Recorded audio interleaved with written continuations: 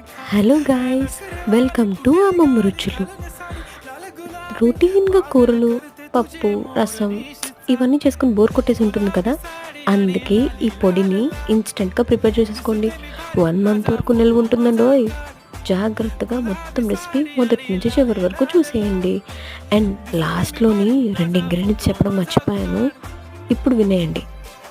నిమ్మకాయ సైజంత చింతపండు, half table spoon salt, ఒక చిన్న చిన్న టేబుల్ స్పూన్తో ఇంత ఇంగువ వేసుకుని మొత్తం మిక్సీ పట్టేసుకుని కచ్చాపచ్చాగా మిక్సీ పట్టుకొని ఈ పొడిని ఒక డబ్బాలో స్టోర్ చేసుకొని కూరల్లో కానీ, రసంలో కానీ, సాంబార్లో కానీ వేసుకుని తింటే ఉంటుందండి.